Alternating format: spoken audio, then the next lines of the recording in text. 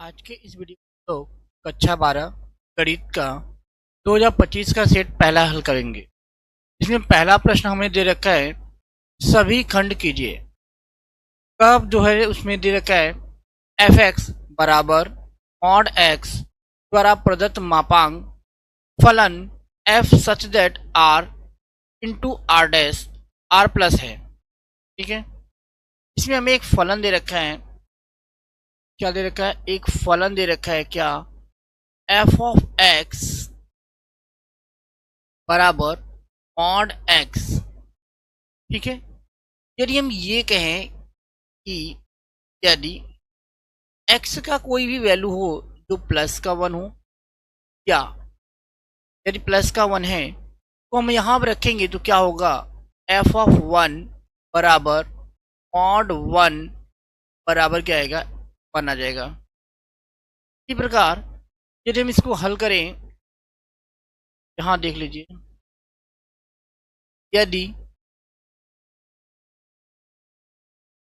x बराबर -1 हो तो हम इसे लिख सकते हैं एफ ऑफ -1 बराबर मॉड -1 बराबर 1 के।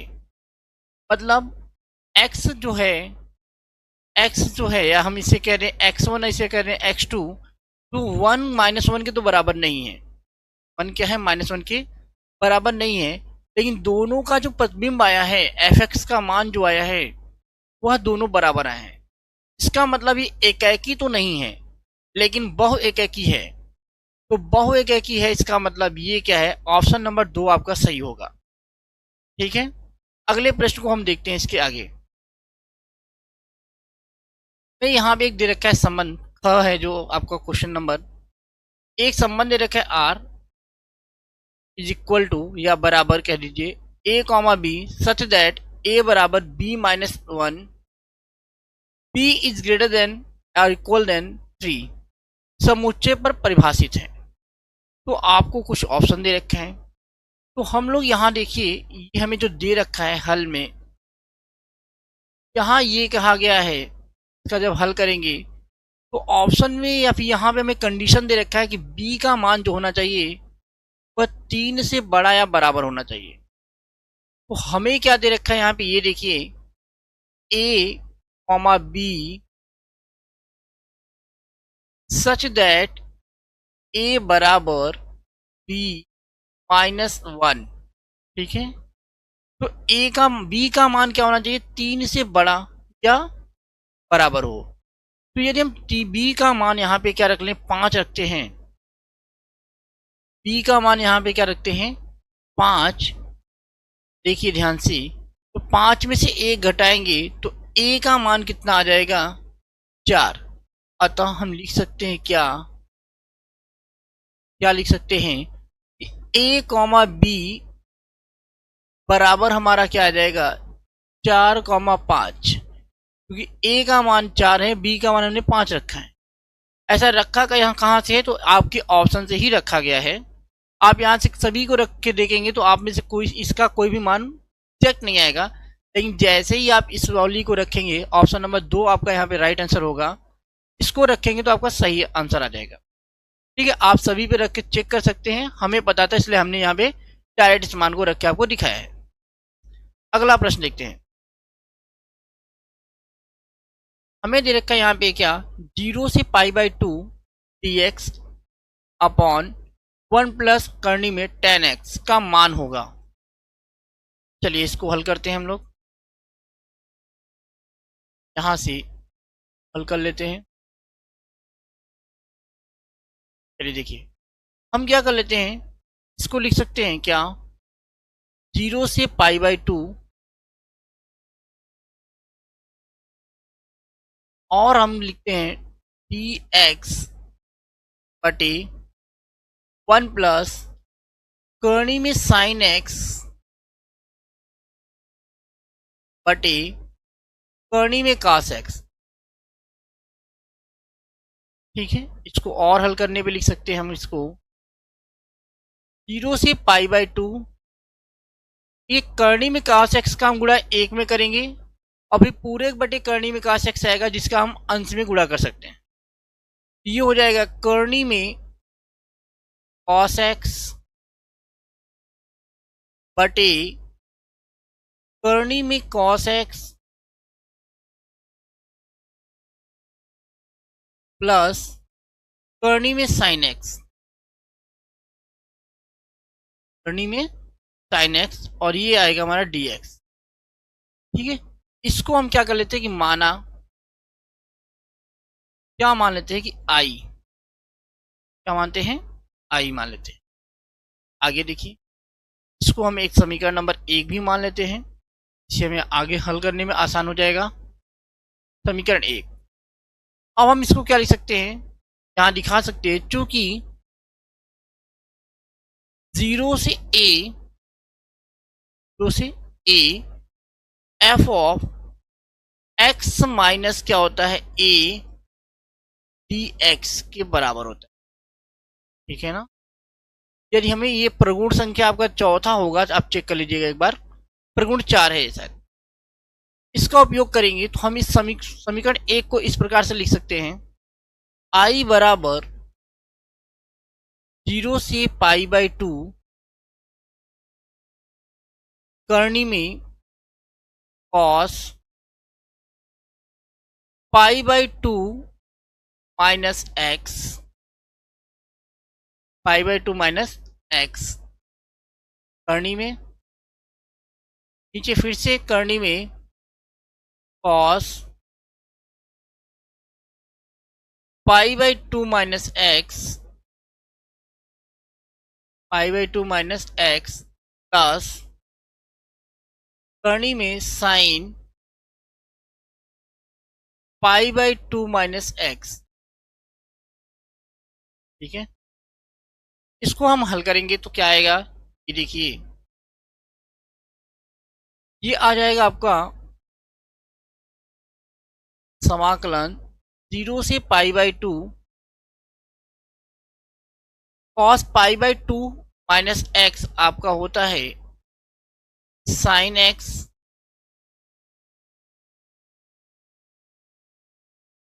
बटे करनी में sin x प्लस करनी में cos x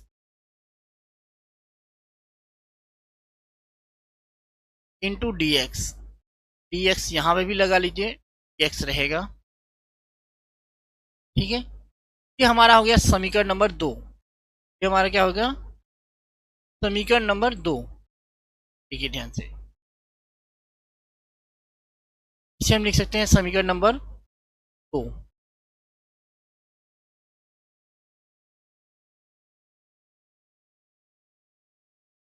समीकरण नंबर 2 इसको, अब हम क्या करेंगे, समीकरण 1 व 2 को जोड़ेंगे। समीकरण 1 व 2 को जोड़ने पर, ठीक है ना, चलिए यहां लिखते हैं समीकरण 1 व 2 को जोड़ने पर,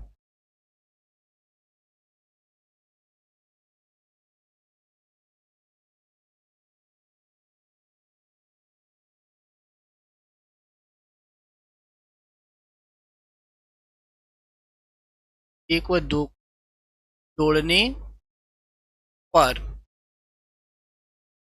जब हम जोड़ेंगे तो यहां हो जाएगा हमारा 2i समाकलन 0 से π/2 करनी में cos x प्लस करनी में sin x बटे करनी में cos x प्लस करनी में sin x dx। तो आपका यहाँ अंश और हर क्या है, बराबर है, तो ये कट के कितना आ जाएगा, 0 से π/2 dx। ठीक है, और इसका समाकलन करेंगे तो ये कितना होगा, आपका x आएगा और लिमिट क्या आएगा, 2 से π/2। तो आपको यहाँ पे क्या आएगा, 2i जो आपका यहाँ है कि 2i ये बराबर हो जाएगा किसके, पाई/2 के, पाई/2 के, क्योंकि जीरो का मान रखेंगे तो ये क्या हो जाएगा, जीरो हो जाएगा। तो i बराबर हम लिख सकते हैं क्या, पाई/4, 2 का यहाँ पे गुणा हो जाएगा, या 2 पाई/2 को 2 से भाग दोगे तो पाई/4 आ जाएगा। तो ये आपका आ गया। तो आपका जो आंसर होगा वह विकल्प संख्या कौन सा सही है, तीसरा सही होगा, पाई/4, पाई/4। ये 1 नंबर में क्वेश्चन पूछा गया था। अगला क्वेश्चन देखते हैं हम लोग। अगला जो है आपको यहाँ दे रखा है अवकल समीकरण 9 d2y/dx² बराबर कोष्टक में 1 + dy/dx का होल स्क्वायर, पूरे कोष्टक पे क्या है 1/3। तो इसको हम इस प्रकार से लिख सकते हैं क्या, इसके हल के लिए हम लोग क्या लिखेंगे, 9 d2y/dx² बराबर कोष्टक में 1 + dy/dx का होल स्क्वायर 1/3। तो यहाँ हम क्या करेंगे, दोनों पक्षों का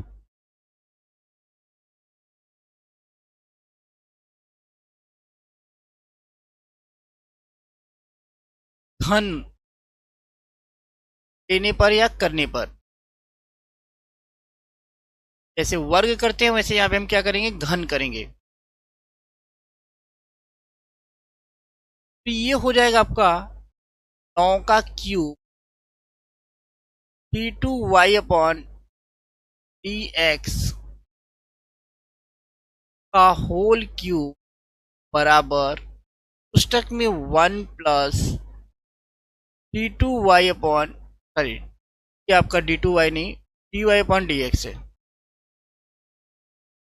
ठीक है, dy/dx का होल स्क्वायर, और यहां से घात हट जाएगा, क्योंकि यहाँ पे अधिकतम जो आपका अवकलन हुआ है वो 2 बार हुआ है, यानी d2y/dx² है। तो इसको देख के पता चल जाएगा आपको कि इसका अवकलन कितनी बार हुआ है, 2 बार हुआ है, ठीक है, अवकलन कितनी बार हुआ है इसका, तो 2 बार हुआ है। तो आप यहाँ पे क्या लिख सकते हैं, इस 2 बार अवकलन जो हुआ है इसकी घात कितना है, तो 3। तो अधिकतम अवकलन या घात बराबर क्या आप लिख सकते हैं यहाँ पे, 3। किसी भी अवकल समीकरण का जो अधिक बार अवकलन किया गया है उसकी घात ही उस अवकल समीकरण की क्या कहलाती है, घात। जैसे इस अवकल समीकरण की अधिकतम बार अवकलन 2 बार किया गया है और उसकी घात कितना है, 3। तो आपका विकल्प क्या है घात का, वो 3 सही होगा। हालांकि इसे देख के ही बताया जा सकता है। अब इस सवाल को जरा ध्यान से देखिएगा। यहाँ पे आपका जो सवाल है इसको मैं 2 पार्ट में हल करके दिखा रहा हूं, थोड़ा ध्यान से देखिए। यदि सवाल में आपको दे रखा हो i.i cap minus j.j cap, ठीक है, plus k cap cross k cap, तो i.i का मान कितना होता है, 1 होता है, j.j का मान कितना होता है, 1 होता है, और k क्रॉस k का मान कितना होता है, यह आपका 0, ठीक है। अदिश गुणनफल आपका 1 होता है, समान एकांक सदिशों का अदिश गुणनफल 1 होता है, जबकि समान एकांक सदिशों का सदिश गुणनफल 0 होता है। तो एक में से एक को भी अगर हम घटाते हैं तो यहाँ क्या आ जाएगा, आंसर 0 होगा। इसके अनुसार आपका ऑप्शन क्या है, 0 होना चाहिए। लेकिन मुझे लगता है कि ये क्या है, मिस प्रिंट हुआ है, और आपका ये इस रूप से होना चाहिए, I cap dot I cap minus J cap dot J cap plus K cap dot K cap. यार इस तरीके से सवाल दिया होगा तो आप I cap dot I cap को 1 लिखो, माइनस का 1 हो जाएगा, फिर प्लस का 1, एक में से एक आपका 0 हो जाएगा, आपका ऑप्शन कितना होगा 1। यदि प्रश्न इस प्रकार से होगा तो आपका विकल्प संख्या 1 दूसरा सही होगा। यदि इस प्रकार से है तो आपका विकल्प ये सही है, पहला। ठीक है, दोनों तरीके से देख लीजिए, आप सवाल को अच्छे से देखिएगा, उसके बाद ही डिसाइड कीजिएगा। अगले क्वेश्चन की तरफ हम चलते हैं। अगला जो सवाल है उसको देखते हैं। चलिए देखिए, दूसरा का है, क्या है, दूसरा का क्वेश्चन है। दूसरे में क्या कह रहा है, सभी खंड कीजिए। पहला उसका जो का क्वेश्चन दे रखा है, कॉट इनवर्स पुस्तक में 1 upon under root x square minus 1, जहां कह रखा है एक्स का मान क्या हो, 1 से बड़ा हो, तो सरलतम रूप में लिखिए। चलिए इसको हल करते हैं।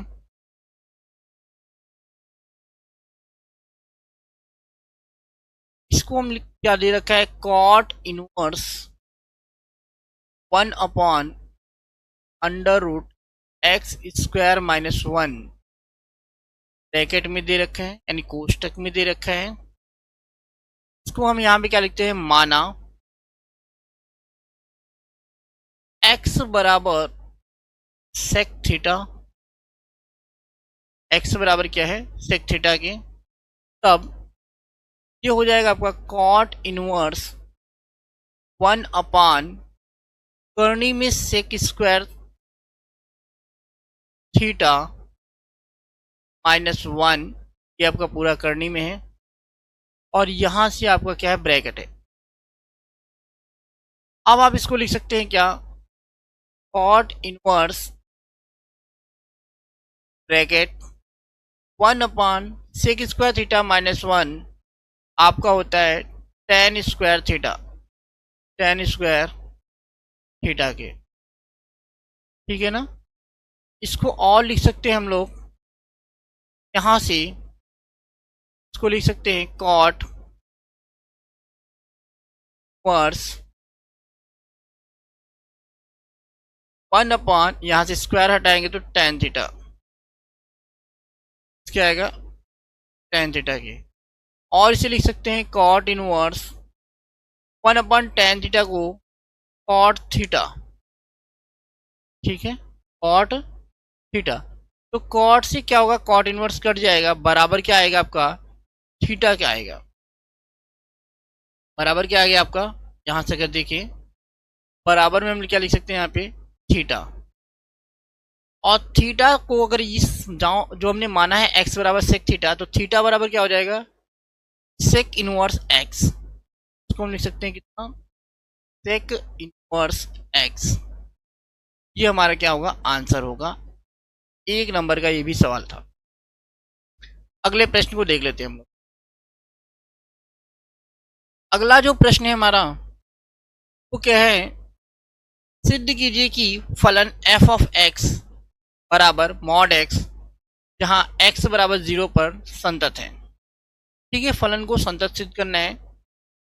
आपको याद होगा कि संतत सिद्ध करने के लिए आप क्या करते हो, दिए गए फलन पर मान और उसका लेफ्ट हैंड लिमिट और राइट हैंड लिमिट का मान क्या हो, समान आए, तो हम उसे कहते हैं फलन संतत है। तो यहाँ भी क्या दे रखा है, x बराबर 0 पर, x बराबर 0 पर, तो हम ये कहेंगे कि f ऑफ 0 बराबर मॉड 0 बराबर क्या आएगा, 0 आएगा। यदि हम लेफ्ट हैंड लिमिट की बात करें तो हम यहाँ लिख सकते हैं f of 0 minus h limit, यहाँ ले लेते हैं h टेंस टू 0 बराबर limit h tends to 0 mod, क्या लिखेंगे हम लोग, 0 माइनस h, फिर से बाद में इसकी लिमिट को रखेंगे तो ये आएगा कितना, 0 ही आएगा। इसी प्रकार से राइट हैंड लिमिट को हम निकालेंगे, यहाँ इसको लिख सकते हैं f ऑफ 0 प्लस h, अगर यहाँ लिमिट ले लें हम इसे लिख सकते हैं limit h tends to 0 f of 0 plus h बराबर क्या हो जाएगा आपका limit h tends to 0 mod 0 plus h limit रखने पे क्या आ जाएगा 0। तो हम कह सकते हैं क्या है f ऑफ 0 बराबर किसके है f ऑफ 0 माइनस h बराबर किसके हैं f ऑफ 0 प्लस h। मतलब आपका left hand limit right hand limit और दिए गए फलन पर आपका बराबर है। अतः हम क्या कह सकते हैं जो फलन है f ऑफ x वह x बराबर 0 पर संतत है। क्या है संतत है। ठीक है ये हमारा हो जाएगा इसका हल हो गया। अगला प्रश्न क्या रखा है अवकल समीकरण X Y D two Y point D x square plus X D Y point D X का whole square minus Y D Y point D X बराबर 2 की घात ज्ञात कीजिए। देखिए आपसे यहाँ पे फिर से घात पूछा है। मैंने आपको कहा है कि जो अवकल समीकरण का अधिकतम बार किया गया अवकलन है उसकी घात ही आपका क्या होता है पूरे अवकल समीकरण की घात कहलाती है। तो यहाँ d two Y point D x square जो अधिक बार किया गया क्या है अवकलन समीकरण है, यानी 2 बार इस अवकलन समीकरण का गुणन आप अवकलन किए हो। इसकी घात क्या है 1 है तो हम इसकी घात क्या लिख सकते हैं घात बराबर 1 है। ठीक है घात 1 से अधिक नहीं होगी इसकी। नेक्स्ट देखते हैं हम लोग इसको आप चाहे तो और डिटेल में इसको कोई अवकलन समीकरण से आप तुलना करके इसको लिख सकते हैं या डायरेक्ट आप लिख सकते हैं। ये क्वेश्चन देखिए आप इस क्वेश्चन में क्या दे रखा है कि पी ए बराबर 0.12 पी ए बराबर 0.12 पी बी बराबर 0.15 और पी बी बाई ए आपको दे रखा है 0.18। तो कह रहा है पी ए यूनियन बी का मान ज्ञात कीजिए। ठीक है तो आप लोग इसके लिए सूत्र जानते हैं क्या इसको देखिए ये पढ़ाया गया है क्या P B by A P हम इसे लिख सकते हैं देखिए पी बी बाई ए बराबर पी ए इंटरसेक्शन बी बटे पी बी। ठीक है पी बाई ए का मान कितना देखा है 0.18 और आपका P A intersection B upon P B का मान कितना दे रखा है आपको 0.15। तो यहां से हम लिख सकते हैं पी ए इंटरसेक्शन बी बराबर 0.18 गुणित 0.15। ठीक है तो 0.18 और 0.15 का गुणा करेंगे 5 अट्ठी 40 का 0 हासिल लगाओगे 4 5 एकम 5 और 4 आपका कितना हो जाएगा 14 1 अट्ठी 8 और 1 एकम 1 ये हो गया 0 8 4 12 और 2 और 1 हासिल 3 2 और 1 हासिल क्या लिख सकते हो 3। ठीक है यहाँ देखिए गलती हुआ है इसको फिर से कर लेते हैं हम लोग। इस वाले भाग को हम लोग फिर से कर लेते हैं 5 अट्ठे 40 का 0 5 एकम 5 5 और 1 और 4 9 ही होगा आपका। ठीक ना अब आप क्या करोगे ये आपका 0 हो गया 9 8 17 यहाँ हो जाएगा आपका और 1 हासिल यहाँ पे आपका हो गया 0.4 अंक पे लगाना है तो यहाँ 0 बढ़ा के यहाँ 0 लगा सकते हो 0.027 आएगा। 0.0270 आएगा। ये आपका राइट आंसर होगा। ठीक है, अगले प्रश्न को हम लोग लिखते हैं। एक एक नंबर के क्वेश्चन हैं आपके ये। यहाँ देखिए दे रखा है क्या, सदिशों -2i प्लस जे कैप प्लस 3k कैप और 3i cap -2j cap plus k cap के बीच का कोण ज्ञात कीजिए। ठीक है, बीच का कोण हम लोग ये कह लेते हैं कि क्या मान लेते हैं कि सदिश a जो है हमारा है -2i कैप प्लस जे कैप प्लस 3k कैप और सदिश b जो हमारा है वो बराबर है 3i cap -2j cap plus k cap के। तो इनके बीच का जो कोण होगा वो होता है cos थीटा बराबर सदिश a डॉट सदिश b बटे मॉड सदिश a डॉट मॉड में सदिश b। ठीक है, तो सदिश a को हम यहाँ लिखेंगे तो ये लिखेंगे -2i cap plus j cap plus 3k cap dot 3i cap -2j cap plus k cap बटे यहाँ लिखेंगे करनी में -2 का होल स्क्वायर प्लस 1 का स्क्वायर प्लस 3 का स्क्वायर। दूसरी करनी में 3 का स्क्वायर प्लस -2 का स्क्वायर प्लस 1 का स्क्वायर।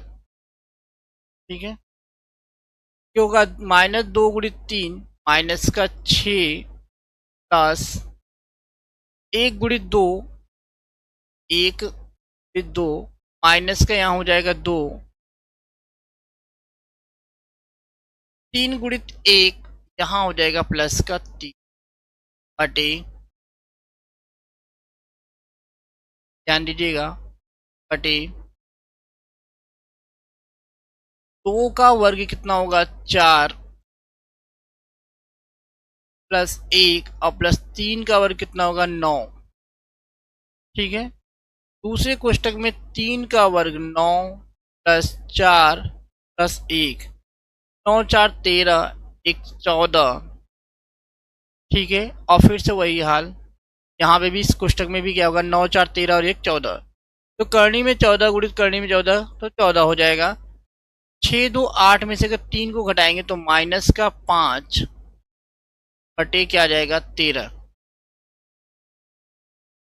ठीक है, तो cos थीटा बराबर हमारा क्या आ गया, यहां से आ गया हमारा cos थीटा बराबर माइनस का 5 बटे 13। तो थीटा हमें निकालना था तो थीटा बराबर हो जाएगा cos इनवर्स -5 बटे 13। ठीक है, cos इनवर्स -5 बटे 13। ये क्वेश्चन नंबर था दूसरे का अंगा। आज की वीडियो में इतना ही। अगले वीडियो में हम लोग इसके आगे के कुछ सवालों को हल करेंगे। ठीक है, यदि हमारे वीडियो आपको अच्छे लगते हैं तो आप हमारे चैनल को सब्सक्राइब कीजिए और अपने दोस्तों के साथ में शेयर कीजिए। धन्यवाद।